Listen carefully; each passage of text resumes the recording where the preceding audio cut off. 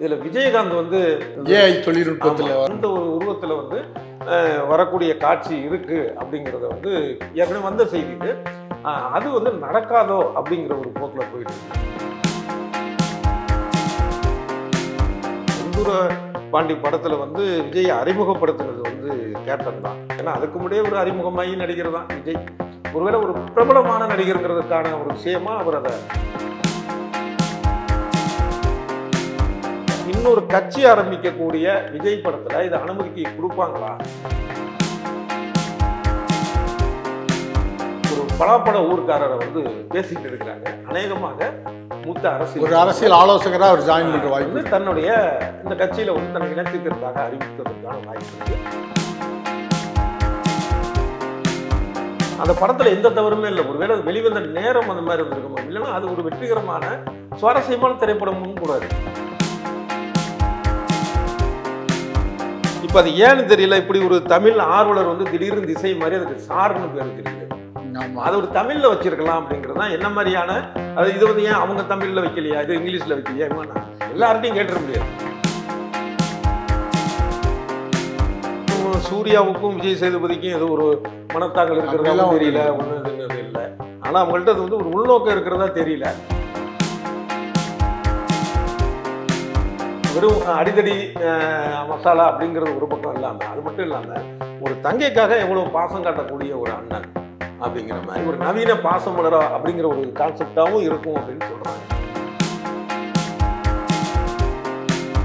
ஒரு நல்ல திரைப்படம் பார்த்த ஒரு உணர்வு, ஒரு ஃபீல் குட் மூவின்னு சொல்லுவாங்களா, அந்த மாதிரி யதார்த்தமான மனிதர்கள், படோடபம் இல்லாத காட்சி அமைப்பு, ஒரு நின்று நிதானிச்சு போகுது அப்படின்னு சொல்லுவாங்க.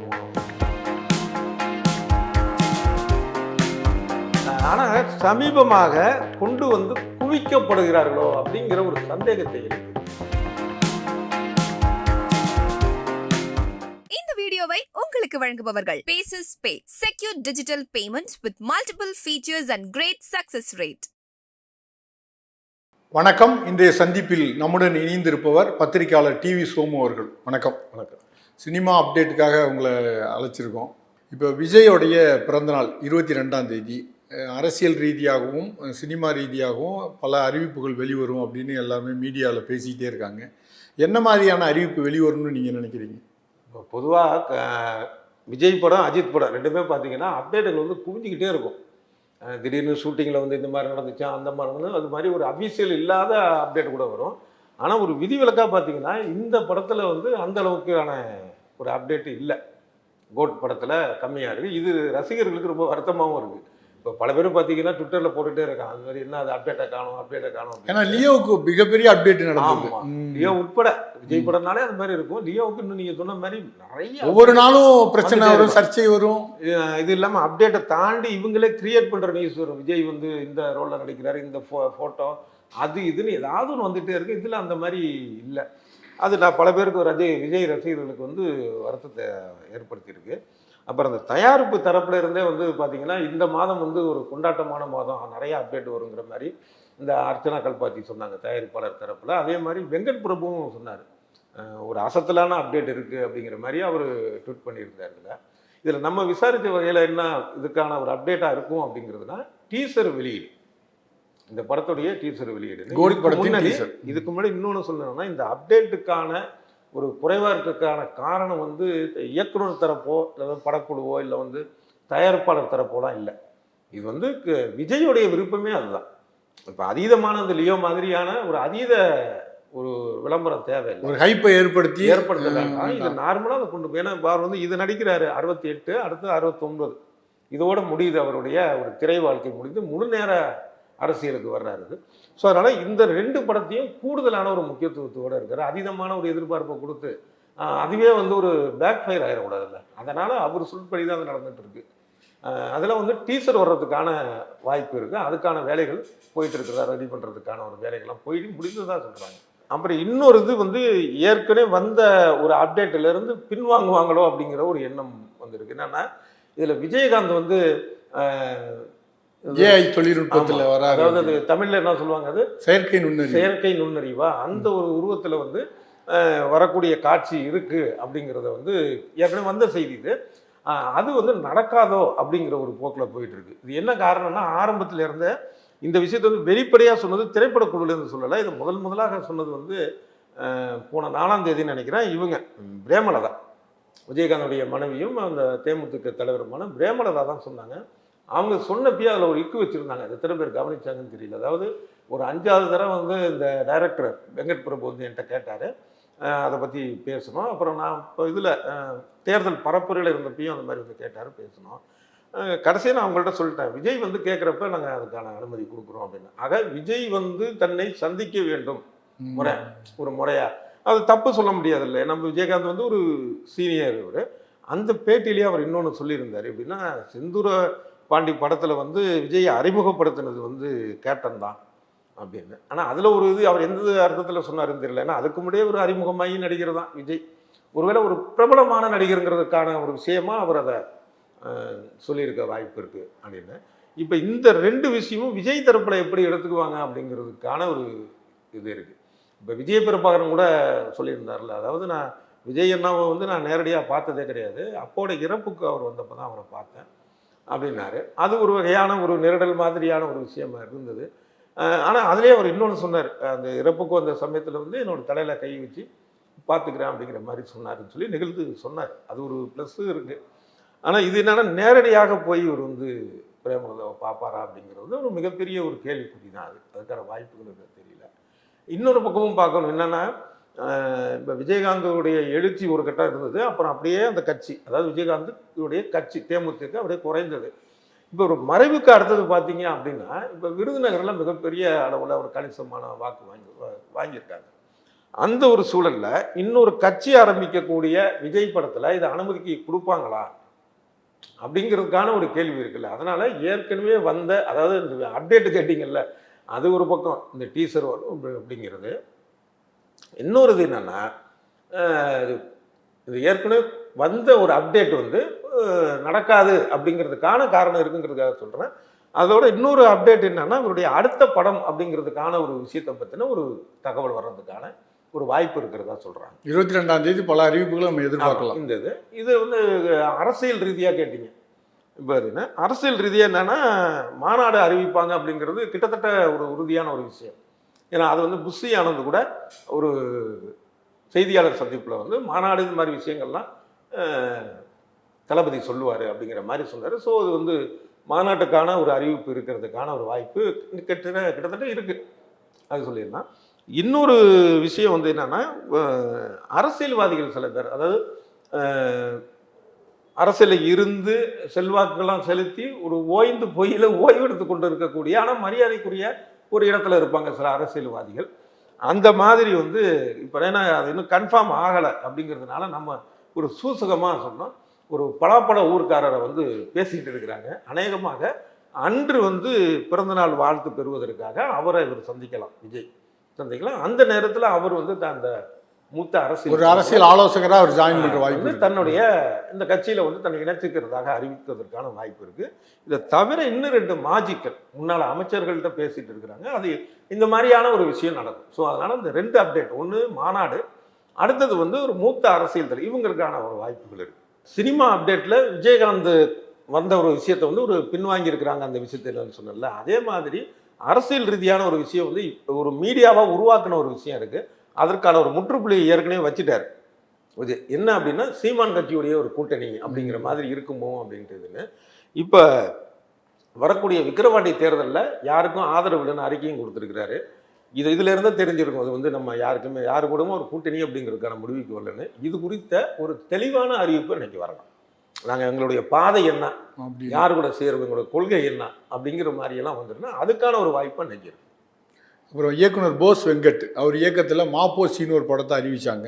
இப்போ திடீர்னு வந்து பெயர் மாற்றப்பட்டுள்ளது அப்படின்னு அவங்க சொல்கிறாங்க. என்ன காரணம்? அது மாப்போசி மாற்றுனது கரெக்டு தான். ஏன்னா நம்ம மாப்போ சிவஞானம் அவர்களை நினைக்க, அவர் வந்து வட எல்லை போராட்டத்தில் ஈடுபட்டு வருவர் தான். அவருடைய அரசியல் ரீதியான சில விஷயங்கள் அவர்கிட்ட மறைந்த அந்த தலைவருடன் பல பேருக்கு இருக்கலாம், அந்த கருத்துக்கள் முரண்பாடு இருக்கலாம். அவர் ஒரு அர்ப்பணிப்பு உணர்வோடு அந்த எல்லை போராட்டத்தில் ஈடுபட்டார். இப்போ சென்னை வந்து தமிழ்நாட்டில் இருக்குன்னா அது ஒரு முக்கியமான ஒரு காரணம் இல்லைன்னா ஆந்திராவுக்கு போயிருக்கும். அந்த மாதிரியான ஒரு தலைவர் இது. ஆரம்பத்திலே அது மாதிரி ஒரு சர்ச்சை வந்தது. இந்த மாதிரி ஏன் வச்சிருக்கீங்க அப்படின்னு. அதுக்கு இவர் என்ன சொன்னார், போஸுங்கிறது வந்து மேப்போசி அப்படிங்கிறது அவர். நான் சொல்கிறது மாப்போசி. மேனா மயிலாப்பூர் அப்படின்னு வரும், அவருடைய இடத்துல மேப்போசி மயிலாப்பூர் சிவஞானங்கிறதுக்கான அது வரும். இவர் வந்து மாங்கொல்லையோ அது ஒன்று, அதனால் மான்னு வரும் அப்படின்னாரு. ஆனால் இருந்தாலும் வந்து என்னென்னா, இப்போ நம்ம ஒரு அரசியல் தலைவர் இருக்கிறாங்க, இப்போ வந்து ஒரு மு கருணாநிதிங்கிறத கருணாநிதி அப்படின்னோம், இல்லை ஜெயலலிதாங்கிறத ஜெயலலிதா அப்படின்னா, இப்படி ஒரு தலைப்பு வைக்க முடியுமா? அது வந்து எத்தனை எதிர்ப்பு மாற்றினதுனால மாற முடியுமா? அது தேவையில்லை. டக்குன்னு நமக்கு அவங்களுடைய நினைவு தான். அது மாதிரி இந்த ஒரு தலைப்பு வந்து ஒரு சர்ச்சையை ஏற்படுத்துச்சு. இருந்தாலும் சமாளித்து தான் இருந்தார். இப்போ அவர் மாற்றினது ஒரு நல்ல முடிவு. இல்லை முக்கியமாக என்னன்னா, போஸ் வெங்கட் வந்து எல்லாருக்கும் தெரிஞ்ச விஷயம், அவர் நல்ல நடிகர். சின்ன திரையாக இருக்கட்டும், பெரிய திரையாக இருக்கட்டும், இயல்பாக நடிக்கக்கூடிய ஒரு நல்ல நடிகர். உணர்வுபூர்வமான ஒரு நடிப்பை வெளிப்படுத்துவர். தனிப்பட்ட முறையிலும், அதாவது அரசியல் ரீதியாகவும் கூட தன்னுடைய கருத்துக்களை வந்து வெளிப்படையாக இப்போ சமீபத்தில் கூட வந்து தந்தி டிவியில் பேசினார் இந்த நாடாளுமன்ற தேர்தலை பற்றி. இந்த மாதிரி எல்லா வித ப்ளஸ் பாயிண்ட் இருக்குது. இதை தாண்டி அவர் ஒரு சிறந்த இயக்குனர். கன்னிமாடம்னு படத்தை இயக்குனர் இல்லையா, அந்த படம் வந்து ஒரு பொருளாதார ரீதியாக பெரிய வெற்றி இல்லாமல் இருக்கலாம், ஆனால் அது ஒரு அற்புதமான திரைப்படம். கிரிட்டிக்கலி அக்ளைம்டு ஃபிலிம்பாங்களா அது மாதிரி. ஆமாம், அப்படின்னா ஒரு காதல், அந்த காதல் திருமணம் பண்ணிடுறாங்க, அதுக்கப்புறம் உங்கள் வாழ்க்கை எப்படி இருக்குது, என்ன பிரச்சனை எதிர்கொள்கிறாங்கங்கிறத அந்த படத்தில் எந்த தவறுமே இல்லை. ஒருவேளை வெளிவந்த நேரம் அந்த மாதிரி இருந்திருக்கணும், இல்லைன்னா அது ஒரு வெற்றிகரமான சுவாரஸ்யமான திரைப்படமும் கூடாது, தரமான திரைப்படம் சொல்லலாம். அந்த மாதிரியான ஒரு இது. அந்த பேரே பாருங்களேன், எவ்வளோ தமிழ், கன்னிமாடம் அப்படிங்கிறதே வந்து பெரிய ஒரு விஷயம். அதே மாதிரி தான் இதுக்கும் தமிழில் பேர் வச்சார். அந்த பேருடைய அர்த்தம் வேற மாதிரி போச்சு, மாப்போசி அப்படின்னு. இப்போ அது ஏன்னு தெரியல, இப்படி ஒரு தமிழ் ஆர்வலர் வந்து திடீர்னு திசை மாதிரி அதுக்கு சார்னு பேர் வச்சிருக்கிறாரு. அது ஒரு தமிழில் வச்சிருக்கலாம் அப்படிங்கிறது தான் என்ன மாதிரியான. அது இது வந்து ஏன் அவங்க தமிழில் வைக்கலையா, இது இங்கிலீஷில் வைக்கலையா, இவங்க நான் எல்லார்ட்டையும் கேட்டுற முடியாது. இப்போ சாரே நீங்கள் வெளியில் விசாரிச்சிங்கன்னா சாரே தமிழ் சொல்லுன்னு தான் சொல்லுவாங்க. மக்களுடைய மனநிலை எப்படி ஆகிடுச்சு. இன்னொரு இது என்ன சொல்லுவாங்க அப்படின்னா, ஏன் எத்தனையோ பேர் வந்து ஆங்கிலத்தில் வைக்கிறாங்க, பெரிய பெரிய நடிகர்கள்லாம் வைக்கிறாங்க, இது என்ன குறைனா எல்லார்ட்டையும் போய் நம்ம எல்லாம் கேட்டுறோம். இவர்கிட்ட ஒரு உரிமையாக கேட்கலாம். ஒரு நல்ல படைப்பாளி, நல்ல ஒரு இயக்குனர். இவர் வந்து தமிழ்லேயே வந்து 2 முறை முதல் படத்துக்கு ஐயான்னு வச்சா முன்னாடி ஐயான்னு படம் இருக்கு. ஆமாம், இப்போ சாருங்கிறது பிடி சார்னு ஒரு படம் வந்துச்சு. ஆமாம் ஆமாம், அப்படின்னா வேற ஏதோ ஒன்று வச்சிருந்துருக்கலாம். ஆனால் 3வது முறை வந்து படத்தலைப்பு மாட்டுங்க நம்ம சொல்லும் போதே எங்களுக்கு வேறு வேலை இல்லையா, அடுத்த நாங்கள் போஸ்ட் ப்ரொடக்ஷன் போக வேணாம், படத்தை வெளியிட வேணாம் அப்படின்னு இது பண்ணுவாங்க. இந்த நம்முடைய ஆனந்தத்தை சொல்கிறோம், தமிழில் வச்சுருக்கலாம், அடுத்த படத்தில் தமிழில் வைப்பாரு நம்பலாம். நல்ல விஷயம். இப்போ தமிழ் சினிமாவில் இன்னொரு சூர்யா வேற அறிமுகமாகிறாரு, விஜய் சேதுபதியின் மகன். இதில் பெயர் குழப்பங்கள் எதுவும் வருமா, எப்படி? இல்லை, நிச்சயமாக வர வாய்ப்பு இருக்குது. நம்ம கூகுளில் போய் சூர்யான்னு போட்டிங்கன்னா இப்போதைக்கு இந்த பையனுடைய இது இன்னும் பெருசாக வராரு. ஏற்கனவே சின்ன சின்ன ரோலில் எடுத்துக்கிற ஒரு நாயகனாக இப்போ தான் ஃபீனிக்ஸுங்கிற படத்தில் ஹீரோவாக அறிமுகம் வராரு. அந்த ஒரு சூழல் இருக்கிறப்ப நீங்கள் வந்து கூகுளில் போட்டிங்கன்னா அந்த சூர்யா தான் வரும். ஸோ இது ஒரு குழப்பத்தையும் ஏற்படுத்தும் ஒரே சம காலகட்டத்தில். இப்போ ஏற்கனவே பார்த்தீங்கன்னா நம்ம கணேசன் இருந்தாங்க நடிகர்கள். ஒருத்தர் சிவாஜி கணேசன், ஒருத்தர் ஜெமினி கணேசன்.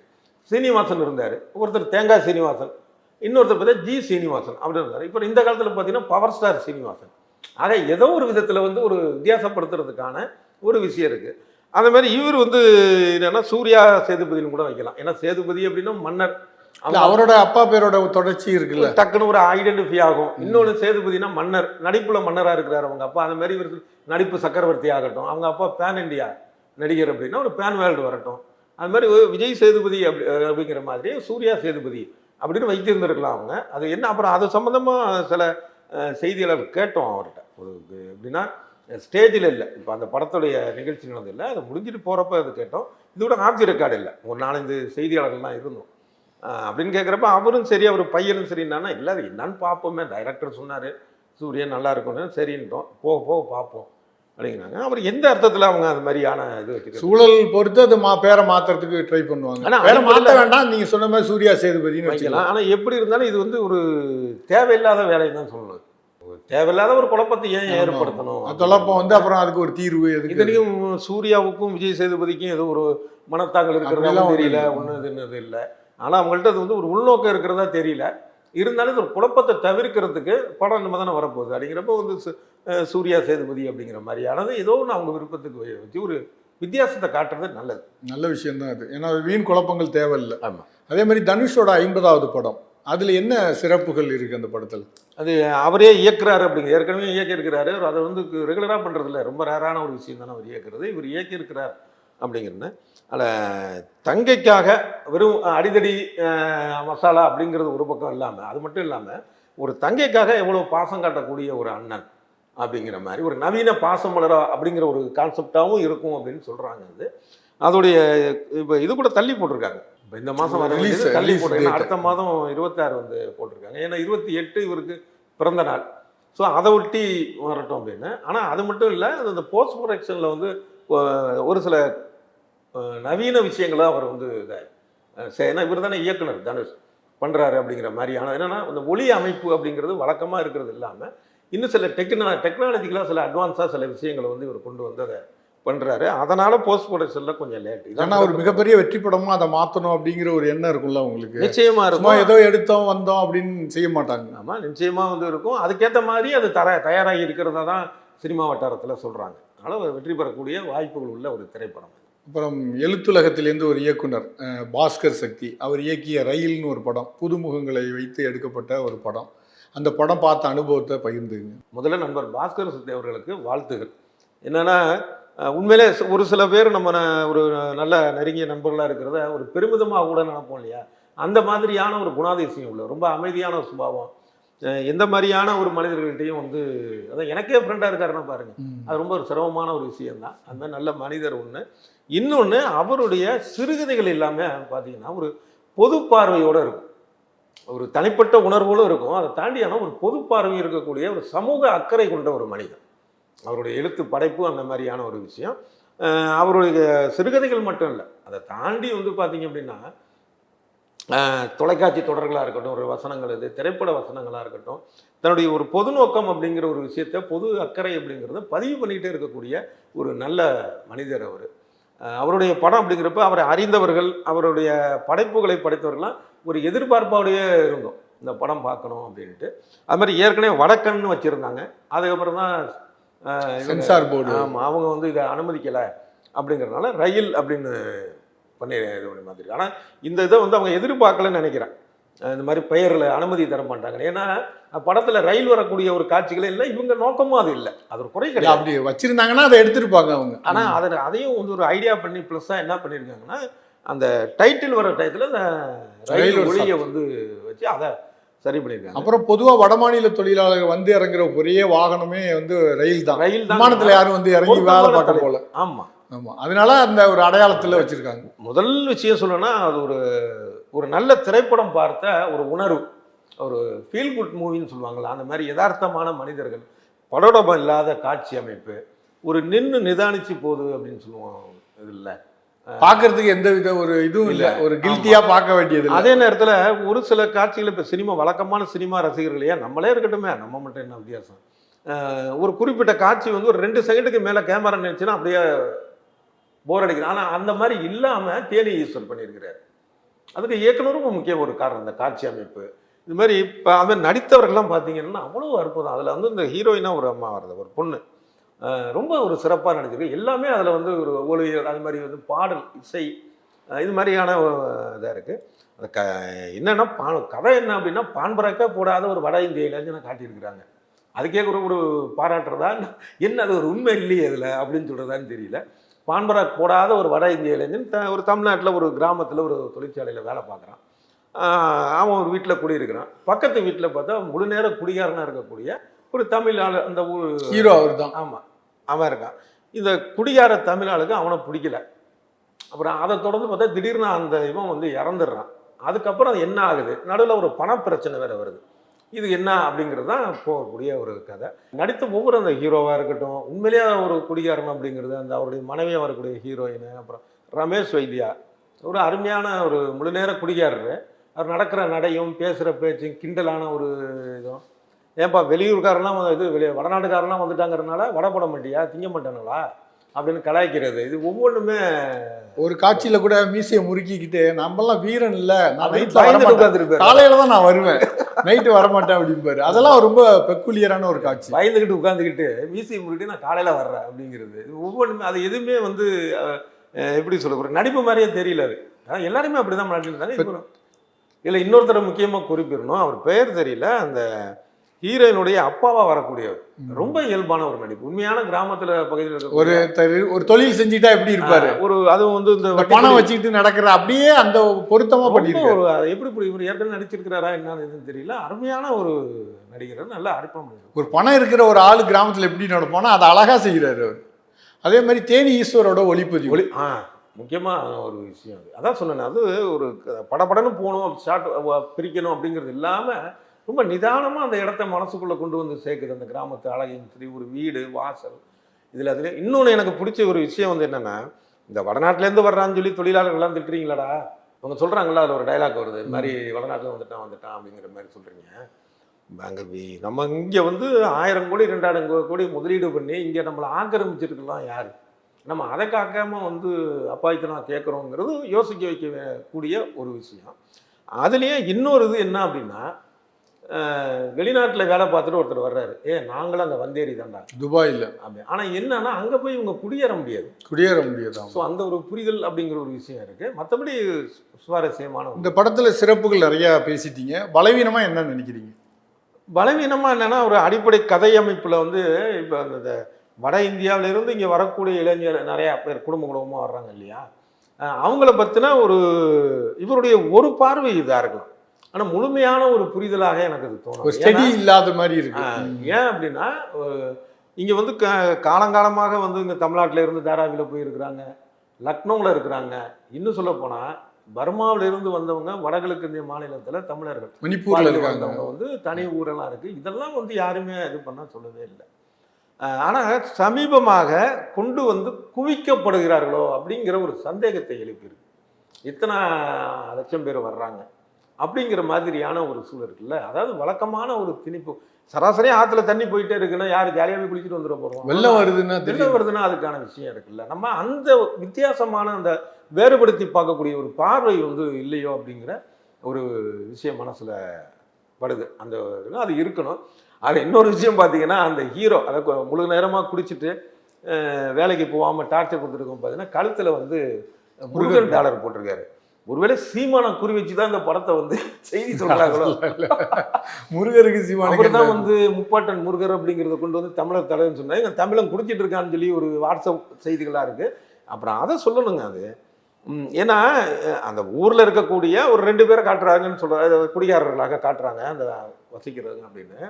ஆனால் ஒட்டுமொத்தமாக படம் பார்க்குறப்ப என்னென்னா, ஒரு தமிழ் ஆட்கள் எல்லாம் அப்படிதாங்கிற மாதிரி வீணாக போகிறவனுங்க எண்ணங்கள் தான் வரும். ஏன்னா திரைமொழி அந்த மாதிரியாக தான் இருக்கும். ஒரு ஊர்லனா ஒரு ஹீரோவை காட்டினீங்கன்னா ஒட்டுமொத்தமாக அந்த அர்த்தத்தை சொல்கிற மாதிரி இருக்கும். ஆனால் உண்மை அதை இல்லை. இப்போ என்னன்னா, இப்போ எனக்கு சொந்த ஊர் தஞ்சாவூரில் சின்ன சின்ன கிராமங்கள் முதற்கொண்டு பார்த்தீங்கன்னா, இப்போ வடநாட்டுக்காரங்க வந்து நாற்று நடுறாங்க, அந்த பாட்டெல்லாம் வேறு பாடுறாங்க, அவங்க மாநில பாட்டெல்லாம் பாட்டுட்டு நாற்று நடுறாங்க, எல்லாம் போயிட்டு இருக்குல்ல. என்ன காரணம் அப்படின்னா, தமிழ்நாட்டுக்காரெல்லாம் குடிச்சிட்டு இருக்கான் போகிறான் வரான் அப்படிங்கிறது தான் காரணம். உண்மையான காரணம் என்னென்னா, அவன் கொத்தடிமையாக வேலை பார்க்கறதுக்கான தகுதியாக அவன் இருக்கிறேன். நான் இவனுக்கு நீங்கள் 1000 ரூபா கொடுக்கணும் அப்படின்னா அவன்கிட்ட 500 ரூபா கொடுத்தா போதும். அது இன்னொரு விஷயம் வந்து எதிர்த்து பேச மாட்டான், எதிர்த்து பேசணும். அதிக நேரம், கூடுதல் நேரம் உழைப்பு. இதை எப்படி பார்க்கணும்னா, அதாவது புலம்பெயர்தல் வந்து பூமி ஒப்பந்த உருவாகி மனிதர்கள் வாழ்ந்ததுலேருந்தே ஒரு இது இருக்குது, அது இல்லைங்களே. ஆனால் அதே நேரத்தில் அது ஒரு வலியான விஷயம் அப்படிங்கிறத வந்து இந்த படத்தில் பதிவு பண்ணியிருக்கணும்னு நினைக்கிறேன். ஏன்னா அவனோட இதை பாருங்க, அவன் எங்கேயோ இருக்கான், 2000-3000 கிலோ குடும்ப வறுமையினால இங்கே வந்து மனைவி அங்கே இருப்பாங்க, குடும்பம் அங்கே இருக்கும். அப்போ இதை மாற்றுவதற்கான அரசியல் விஷயங்கள், ஏன்னா இது அரசியல் தான் பேசுது இந்த படம். அப்போ அதுனா என்ன அப்படிங்கிறத அப்படி யோசனை பண்ணியிருக்கணுமே ஒழிய, இவங்க வந்துட்டாங்க அவங்களை இது பண்ண, இது வழக்கமானது இல்லை. அது மாதிரி அந்த வந்தேரிங்கிறதுக்கான விஷயங்கள் 2 இது இருக்குது, வித்தியாசங்கள் இருக்குது. ஒரு பக்கம் பார்த்தீங்க அப்படின்னா, காலங்காலமாக இங்கே வந்து 1000 வருஷம் 1000 வருஷமாக இருக்கக்கூடிய பிற மொழி பேசி இங்கேயே வந்து ஒன்று கலந்து தமிழர்களாகவே ஆகிவிட்டவர்களை வந்து நீ வந்தேரின்னு சொல்லக்கூடிய ஒரு முட்டாள்தனமான அயோக்கியத்தனமான ஒரு போக்கு. இதை தான் பார்த்தீங்கன்னா தமிழ் தேசியவாதியான மணியரசன் ரொம்ப தெளிவாக சொல்லுவார். அது 1956 மொழிவழி மாநாடு பிரித்தாங்கல்ல, அதுக்கு முன்னால் இங்கே இருந்தவங்களாம் யாரும் எல்லாம் தமிழர்கள், அதுக்கப்புறம் வந்தவங்க. இந்த ஒரு தெளிவான பார்வை இல்லாமல் போட்டு குழப்பிக்கிறாங்க. இந்த குழப்பத்துக்கு நடுவில் வரக்கூடிய இந்த திரைப்படம் இந்த பார்வையை சரியாக சொல்லியிருக்கோம். ஒரு திரைப்படத்தில் எல்லாத்தையும் அவங்க எடுத்துக்க முடியாதுல்ல, அவங்க ஒரு சின்ன பகுதி எடுத்து சின்ன விஷயங்கள்லாம் அந்த கொஞ்சம் கவனம் செலுத்தி ஒரு சின்ன டைலாக்கோ ஒரு சின்ன காட்சியும் வச்சிருக்கலாங்கிறது. அது இல்லாமல் இது வந்து சராசரி ஆள் இல்லை. பாஸ்கர் சக்தி அப்படிங்கிறவர் வந்து இந்த அளவுக்கு படிப்பார், அவர் எழுத்துக்கு அவருக்காக சிறுகதைகள்லாம் இன்னைக்கும் சரி, அதுக்கு இன்னும் சொல்ல போனால் தமிழில் எல்எல் சுவை அப்படிங்கிறதுல எழுதக்கூடிய நகைச்சுவை அப்படிங்கிறது வேற. எல்எல் சுவை எழுதக்கூடியது பார்த்தீங்கன்னா காசி சிவகுமார், இவர் இந்த மாதிரியான ஆட்கள் வந்து குறைவான ஆட்கள். அதில் ஒரு முக்கியமான நம்ம மரியாதைக்குரிய நண்பர், மரியாதைக்குரிய ஒரு எழுத்தாளர். அவர் இதில் வந்து இந்த மாதிரியான ஒரு கூடுதலான ஒரு சில பார்வைகளையும் அவர் பார்த்துருக்கணும்.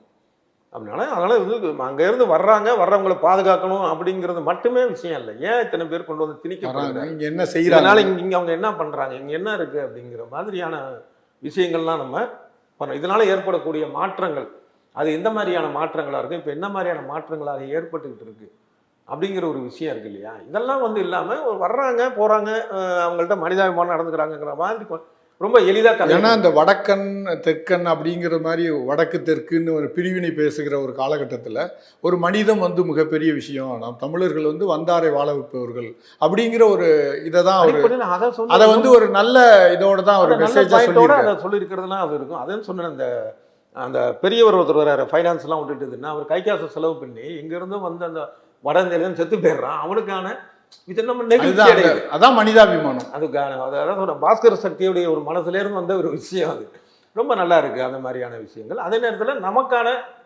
நம்முடைய பார்வையில் உள்ள சில விமர்சனங்களை நம்ம வச்சிருக்கோம். நன்றி, வணக்கம். நன்றி. இந்த வீடியோ உங்களுக்கு பிடிச்சிருந்தா லைக் பண்ணுங்க, ஷேர் பண்ணுங்க, கமெண்ட் பண்ணுங்க. மறக்காம OH சினிமா சேனலுக்கு சப்ஸ்கிரைப் பண்ணுங்க.